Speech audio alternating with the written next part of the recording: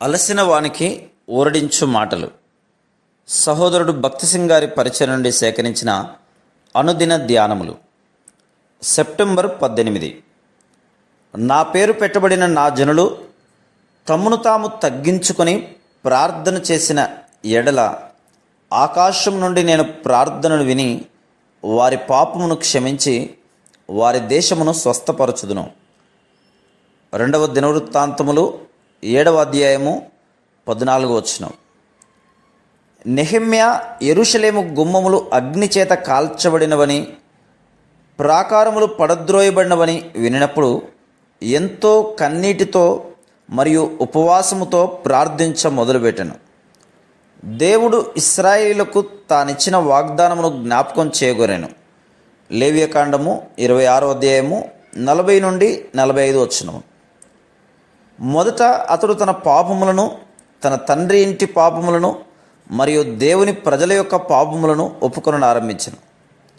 నెహెమ్యా దినములలో ఉన్నట్లు అనేక మంది విశ్వాసుల పరిస్థితి ఇశ్రాయేలీయుల పరిస్థితి వలె ఉన్నది.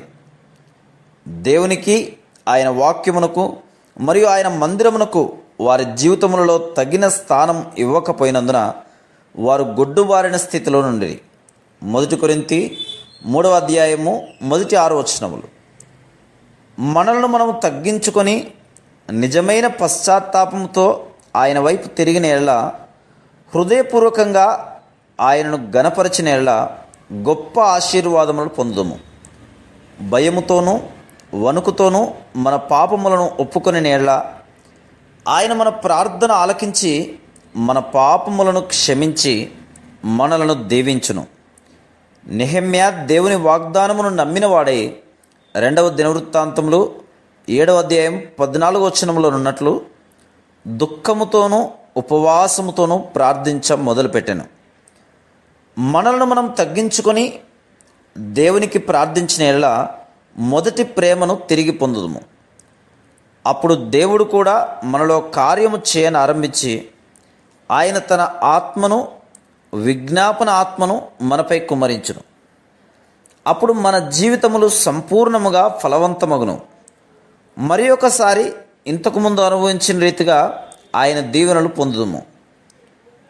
నెహెమ్యా యెరూషలేమునకు వెళ్ళి అక్కడ పరిస్థితి ఎంతో విషాదకరంగా ఉన్నట్లు చూచి ఇతరులకు కూడా తెలియజేశాను. నెహెమ్యా గ్రంథం 2వ అధ్యాయము 17వ వచనం. పని ఆరంభమైనప్పుడు ఎంతోమంది ముందుకు వచ్చిరి. దేవుని కరుణాహస్తము తనపైనున్నదని నెహెమ్యా చెప్పెను. నేటి దినములలో కూడా నెహెమ్యా వంటి వ్యక్తులు అవసరమై ఉన్నది. అట్టి వారిని గురించి ప్రజలు ఈ విధంగా చెప్పవలను: నిజముగా దేవుని హస్తము ఈ వ్యక్తిపైనున్నది. దేవుని హస్తము నెహెమ్యా మీద నుండుట ప్రజలు చూసి వారు కూడా అతనితో కలిసి దేవుని పనిని చేసిరి. కానీ హోరోనీయుడైన సన్బలటును, అమ్మోనీయుడైన దాసుడగు టోబియా, అరబీయుడైన గెషమును వినినప్పుడు వారు అపహసించి తిరస్కారం చేయుచు తృణీకరించిరి. అదేవిధంగా దేవుని పనిలో మనం కూడా ముందుకు వచ్చినప్పుడు దేవుని శత్రువుల చేత పరిహాసం చేయబడదు. అదే మొదటి ఆయుధంగా సాతాను మనను నిరాశపెట్టి భయపెట్టుటకు ఉపయోగించును. నెహెమ్యా దినములలో ఈ ముగ్గురు వ్యక్తులు ఎంతో పలుకుబడి గల వ్యక్తులుగా ఉండిరి. సన్బలటు, టోబియాలు దేవుని పనిని ఆటంకపరిచినట్లు ప్రతి దేశంలోనూ దేవుని పనిని ఆటంకపరచు వ్యక్తులను చూడగలం.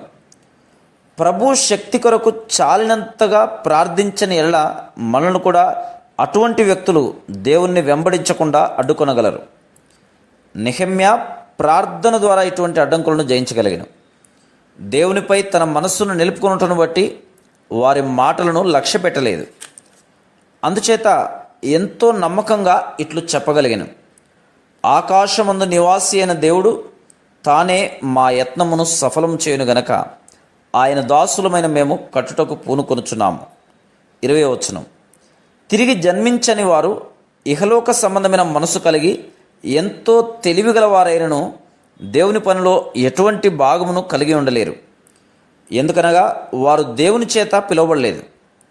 అనేక మంది దేవునికి లోబడదురు, కానీ కష్టములు వచ్చినప్పుడు దేవుని నమ్ముకున్నట కంటే గొప్పవారిపై నమ్మకం ఉంచెదరు.